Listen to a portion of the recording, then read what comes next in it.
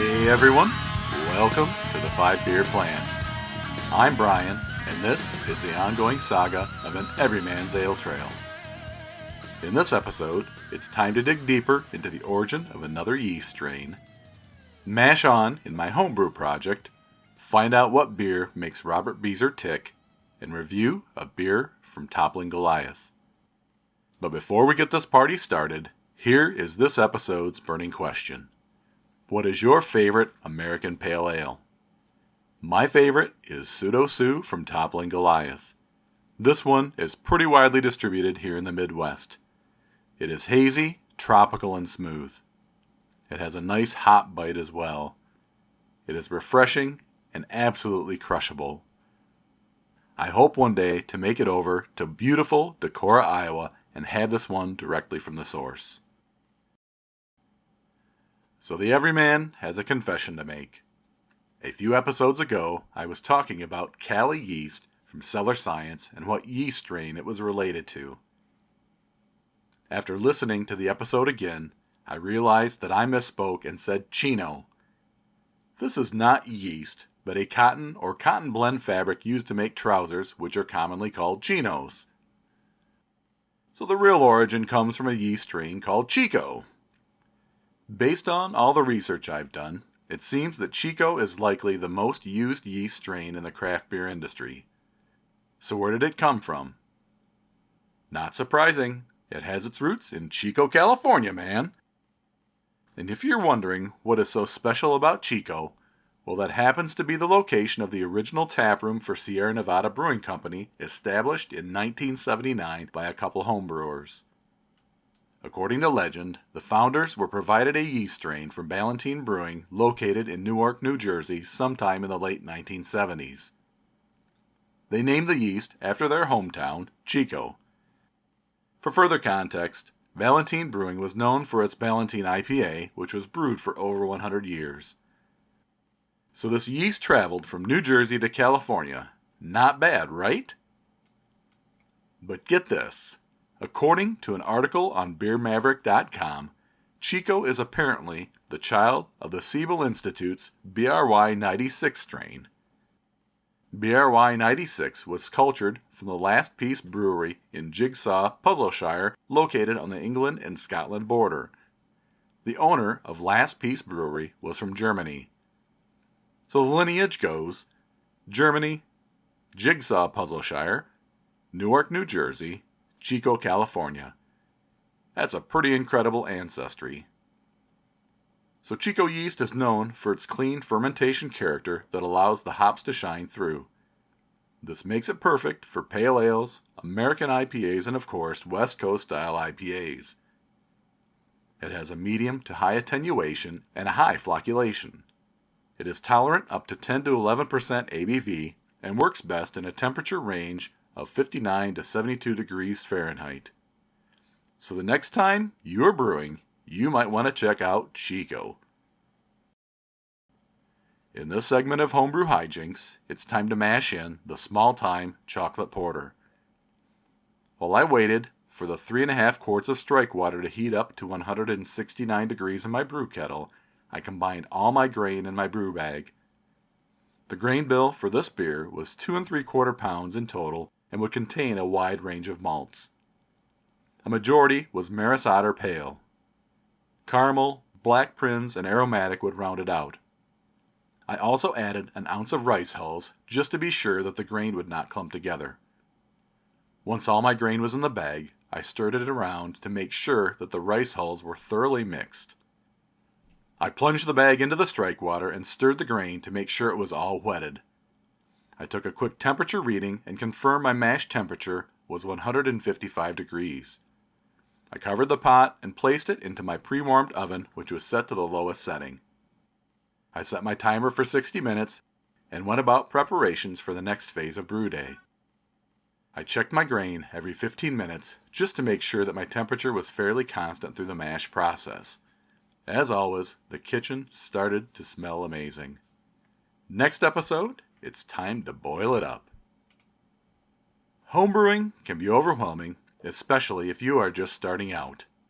Every month, I set aside a few minutes to talk to my go-to expert, David Young, owner of Buckeye Brewcraft in Columbus, Ohio, and ask him some common questions that homebrewers have.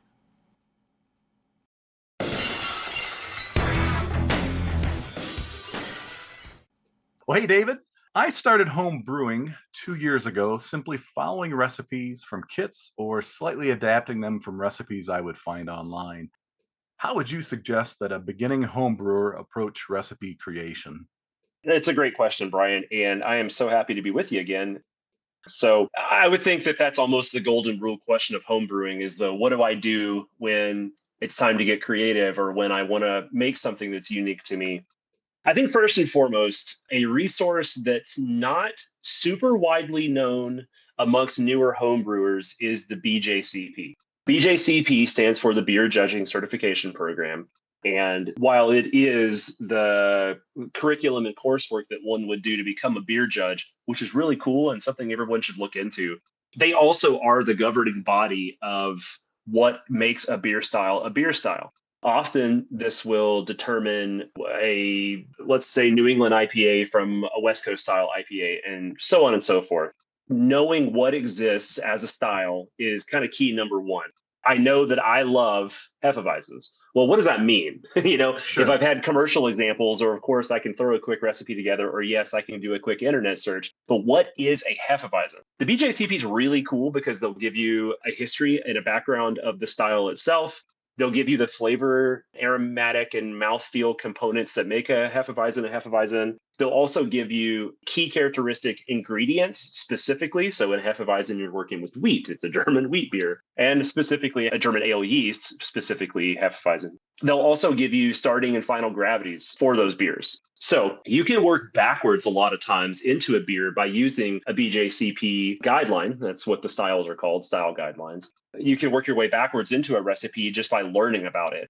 I do that a lot because I work around beer quite a lot, but there is a lot of style out there. And even within a major heading of, let's say, pale European lager, well, that covers a lot of ground. So once you get into looking at that major style, there are the sub styles that are part of that as well. I think for me, that's number one. I do have a little asterisk on that, though. The BJCP is not the end all be all. You can make a really great Hefeweizen by following a different rule than perhaps what the BJCP says makes a perfect Hefeweizen. Could you submit that beer for judging it as a Hefeweizen and expect to win a category? I don't know. That's up for debate. But certainly the BJCP can get you a really long way there. I pair that up with brewing software options. The one that I use and that we use at Buckeye Brewcraft is Brewer's Friend.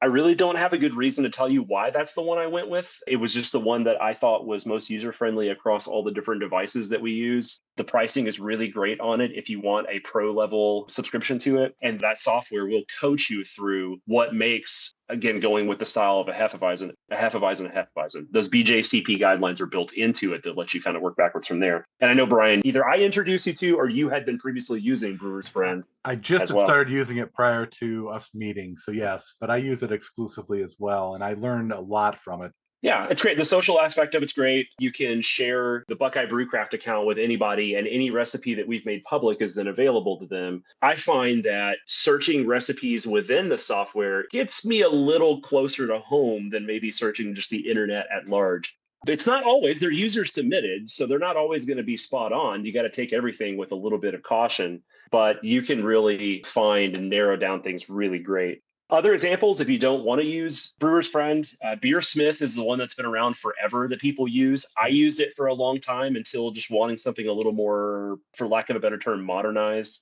And then Brewfather is the other one that's really huge. Brewfather leans really heavily towards the Apple ecosystem of things, and it works really great. Again, at the time, we got excited about Brewer's Friend and signed up for it. I think that the other way that I have learned, and this is kind of coming from me that has been homebrewing for quite a while at this point, and this is going to be maybe a nerdy thing to say, but it's reading books. Find a book that matches closely with what has your interest so that it will keep you engaged in wanting to read that book. And I guarantee as long as it's reputable, you're going to learn something. Recently, I finished Brew Like a Monk, and I think it is one of the absolute best books that I've read. It took me forever to get to reading it, but I blasted through it and I just did not realize that the Belgians are brewing things, for lack of a better term, loosey goosey. And it's really empowering for me to know that I can do that too.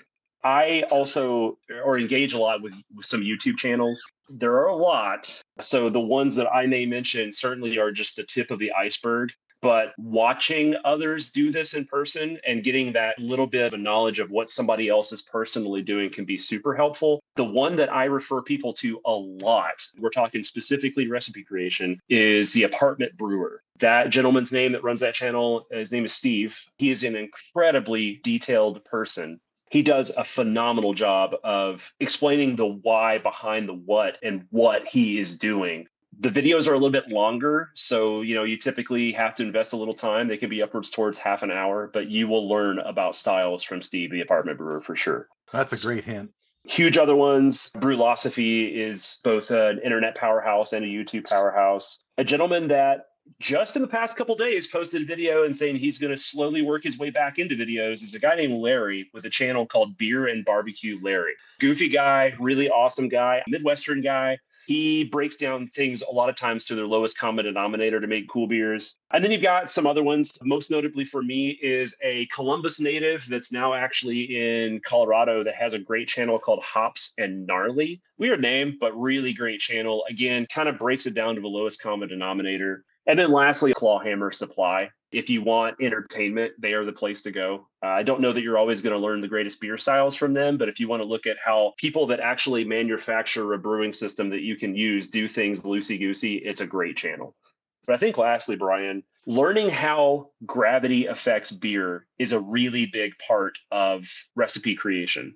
Of course, the difference between your original gravity and your final gravity is going to determine the ABV of your beer. That's an important fact. But what does it mean when your original gravity is very high or very low? And what does it mean when your final gravity is high or low? And what is high or low?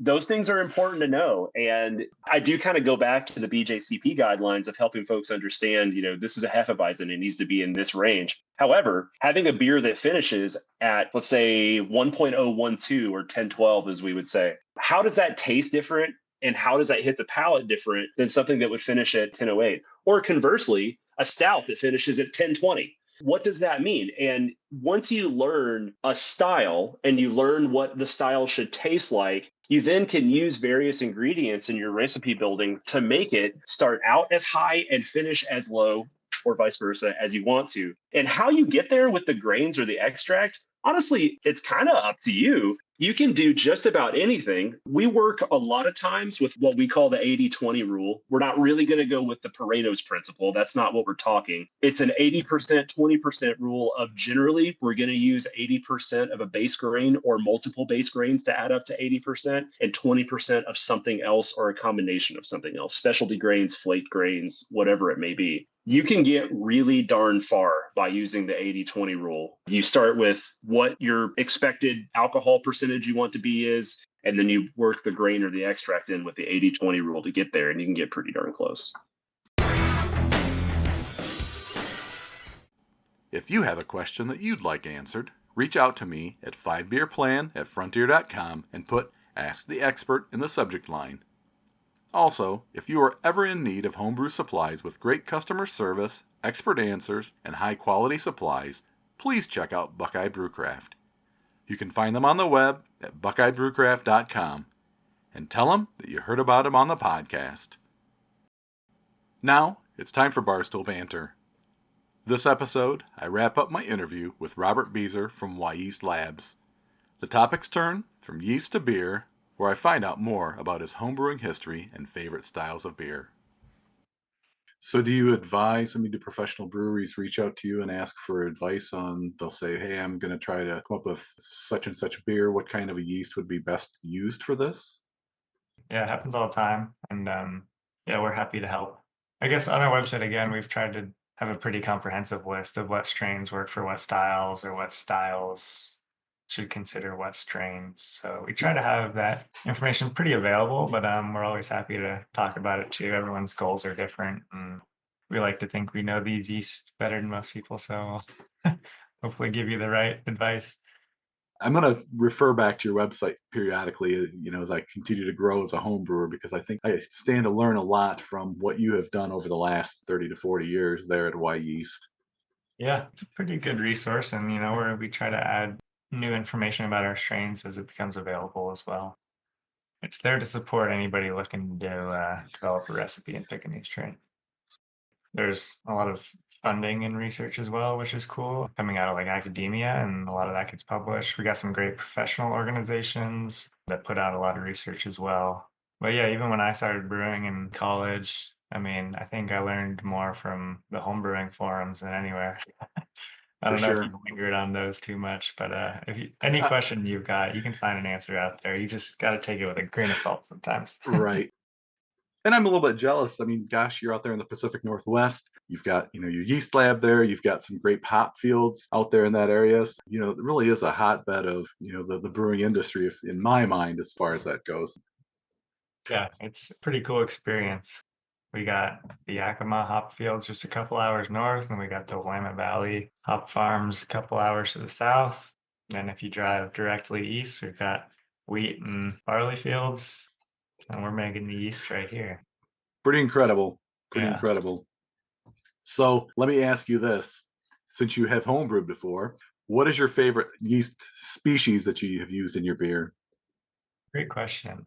When I was a home brewer, I don't have as much time for it these days, but when I was more involved, I like to get pretty experimental, and I liked a drier beer, and I liked the unique character that 3711 would provide, French Saison.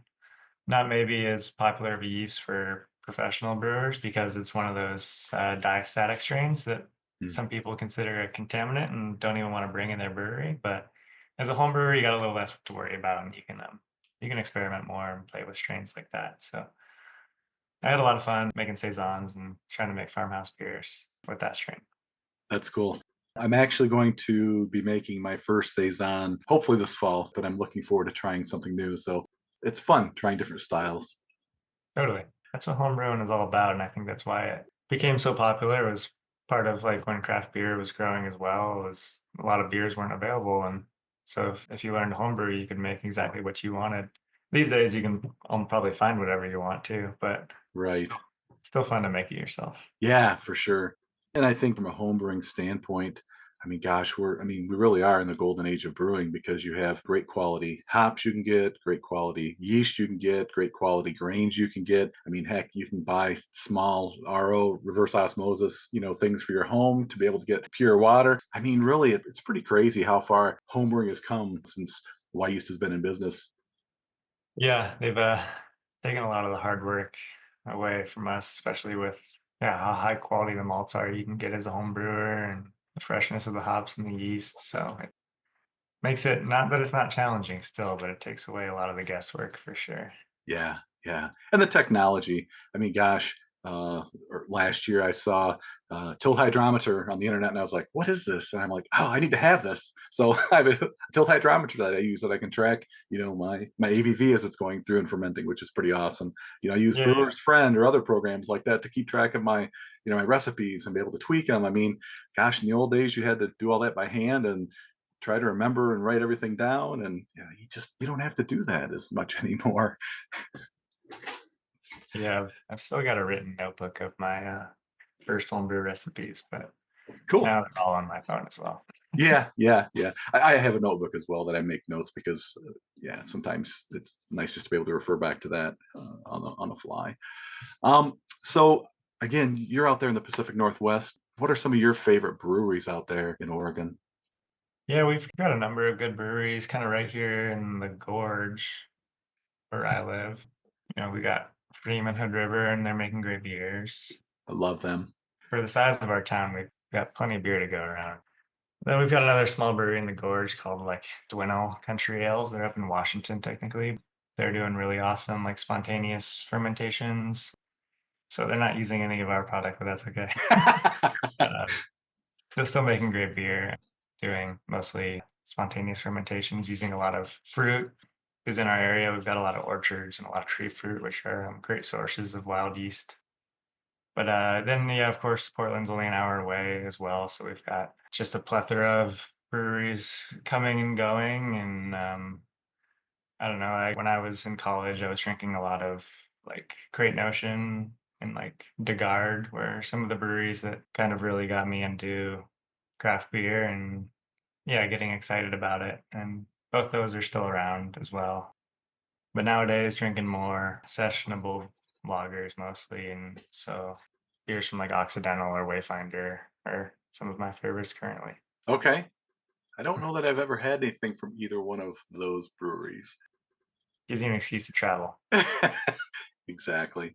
And that's the other thing too. I mean, anytime I get a chance to travel for business or pleasure, I'm always looking for, okay, where are my hotspot breweries, like in whatever area I'm going to? What am I going to try to hit while I'm, in Hood River, when I'm in Portland or in Seattle? Those are always fun. It's always fun to go and adventure that way. Yeah. I think the trend I'm seeing also in the craft industry, just like you mentioned there, you're drinking more sessionable beers. You seem like a young guy.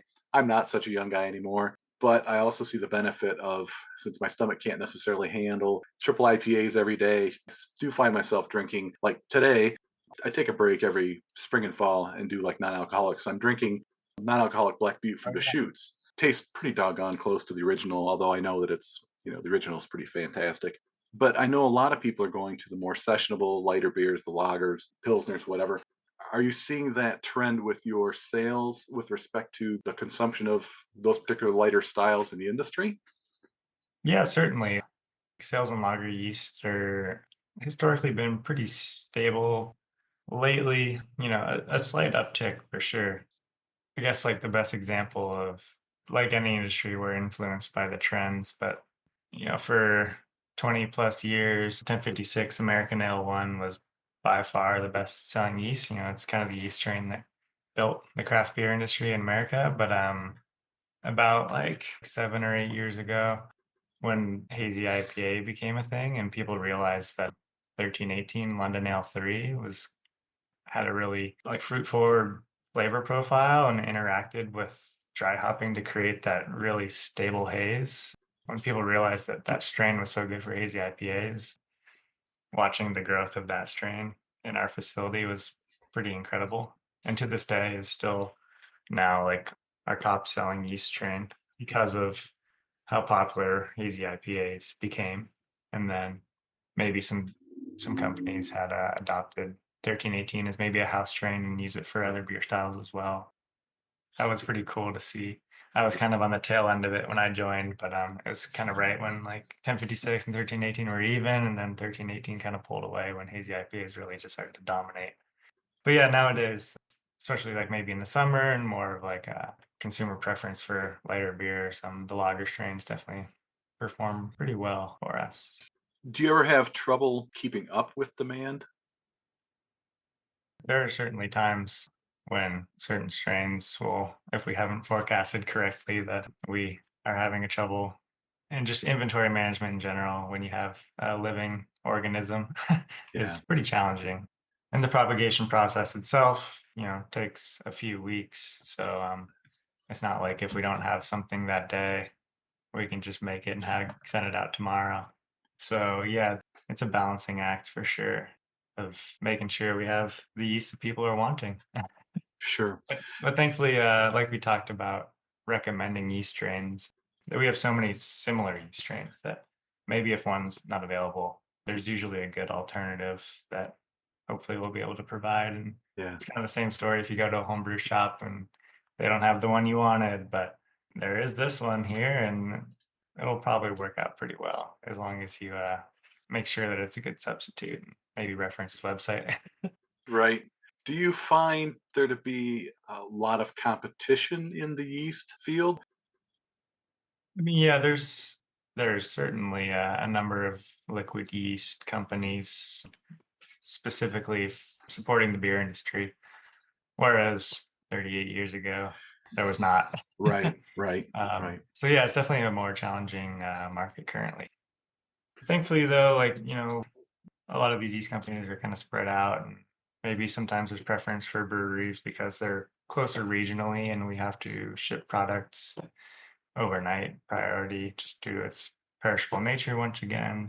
And we're located here in Oregon, so maybe there's some more regional competition that way. But overall, like a lot of our strains are pretty well integrated into the beer industry. I think most Yeah. brewers are familiar with our product and what they do, and we're thankful to have been around for that long and to have supported as much of the industry as we can, and we still receive a lot of support back. So it's still a good relationship with us.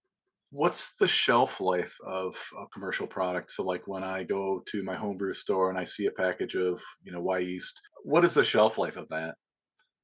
Yeah, so we package all our products with a best by date for the home brewers.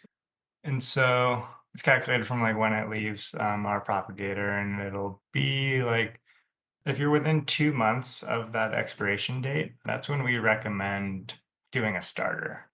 There's yeast calculators online that'll calculate like yeast decline. They're pretty aggressive in their calculations of how quickly a yeast strain will lose viability over time, which is cell death. So we try to always provide the freshest yeast possible, but by giving a best by date, we try to make sure all of our customers are aware of like you can direct pitch this yeast within like 2 months of that best by date, but if it's after that, there's still going to be a number of living cells, but it's probably recommended to create a starter culture in order to get your live cell numbers back up to where they should be for your beer. And so yeast, I've done plenty of shelf stability trials on it. It's surprisingly resilient. A lot of our biggest strains, 1056, 1318, 2124, it shows like pretty stable viability for well past 6 months, which is pretty impressive. That is. But other strains definitely do not hold viability that well. It's so strain dependent, but we kind of have to pick one shelf life for all of our strains to support the homebrew shops. If they were trying to manage inventory on all our strains, each with a different shelf life, it'd be really challenging for them. And so that's why it's a little bit of a gray area, and we err on the side of caution in making sure that our best by date will guarantee that some cells are alive and viable. Yeah, that makes sense. Do you recommend, even if you have a fresh yeast, to do a starter? Yes, I mean, it depends on your beer style and your pitch rate. So our homebrew packages are designed to be a direct pitch for like a standard gravity wort. But if you're doing a higher gravity and you only bought one activator or only had one available, you'll definitely want to do a starter just to make sure you're getting the correct pitch rate. If you have the time and capability, it's always better to do a pitch rate. We provide our activator system, so that's our way just to show a customer that the yeast is alive and viable before you start your brew day. Is kind of the recommendation. But if you're doing a starter, you can just take that guesswork out of it, and you know that your yeast is alive and viable. The point of liquid yeast is for it to be easy and to be pitchable. As long as your calculated pitch rate is correct and you haven't left your yeast in your fridge for a year and forgot about it, then you don't need to. Okay, makes sense. We were talking about beer. What is your favorite style of beer? I mean, I like it all, except for maybe like smoothie beers. Okay, I'm with you there. Uh, Those are weird. yeah, they definitely have their market. I guess I like more of a beer flavored beer, is kind of what I'm trying to say. I think the experimentation's great, but it's starting to get colder, so like I definitely love my dark beers, bigger beers as well. Barrel aged stouts, barley wines, I think are excellent. But even still, something more drinkable, like a nice dark lager, is great when you can find a good one. But then in the summertime, I love a West Coast IPA or any lager really, but Pilsners are great. I'm kind of all over the place. Depends. It changes all the time. Yeah, I'm the same way. I always say I'm like an equal opportunity imbiber. Whatever's out there, if somebody says, "Hey, here's a beer," I'll drink it. Doesn't matter what time of year. People laugh at me when I'm drinking Russian Imperial Stout in the middle of summer. I'm like, just what I'm feeling like today. Yeah, and I think that's kind of the beauty of craft beer is the variety of options that we have these days is kind of what I think draws a lot of people to it. Yeah, I would agree with that. So I really appreciate all the information you've provided up till now. One last fun question that I always ask everybody is that if you were a beer, what style would you be and why? I'll have to go look at everybody else's responses. I guess you could say I'm kind of a Pilsner, pretty easygoing, but also Pilsners have a great balance of malt and hop character. And I think maybe I've got multiple sides to my personality. Okay. I like that. That's great. That's great. Yeah. And I get that vibe too, Robert. You just like very laid back. So I think that we'd have a great time sitting over at Double Mountain and having, nice double IPA sometime. You'll have to let me know next time you're around, and if I'm down in Ohio, maybe we can go check out Fatheads or something. Yeah, absolutely. I'll drive anywhere for a beer with a friend or a new friend. I don't want to be presumptuous. We've got some great customers out there. And I know Saucy's in Ohio, Yep. Masthead as well. So Yeah. we're supported by some Ohio folks to come out and try their beer as well. Absolutely, yeah. Well, hey, Robert, again, I so appreciate you coming on and educating me a little bit more and my listeners about yeast and answering all the crazy questions I had. So I hope you have a great rest of your week. And look forward maybe at some point to being able to have a beer with you. Thanks, Brian. Yeah, it was great talking to you today. And I hope everybody learned something and maybe does a little bit more thinking about their yeast selection next time they go to make beer. Last call. It's nearly time to wrap things up, but first, one more for the road. In this episode, I'm drinking Nectarone Dry Hop Pseudo-Sue from Toppling Goliath Brewing in Decorah, Iowa. From the brewer, a well-balanced beer that is delicate in body with a mild bitterness in the finish. Ferocious aromas of peach and tangerine give a refreshing taste that is bright with just enough bite. Without further delay, this is a 5.8% ABV American Pale Ale. As I mentioned at the top of the show, Pseudo-Sue is one of my favorites. I have had a few of the dry hop variants and have really enjoyed them. When I saw this at one of my favorite bottle shops, Harvest in Holland, Ohio, I had to have this because I am a huge fan of the Nectarone hop profile. So I poured this out into my pint glass that came from Wolverine State Brewing Company in Ann Arbor, Michigan. It poured a deep gold color.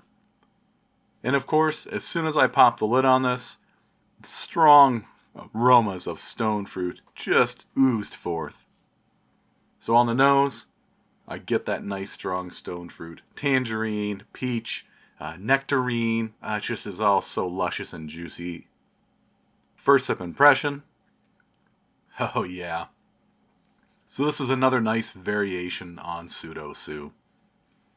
It has a nice citrus punch that hits you right from the get-go.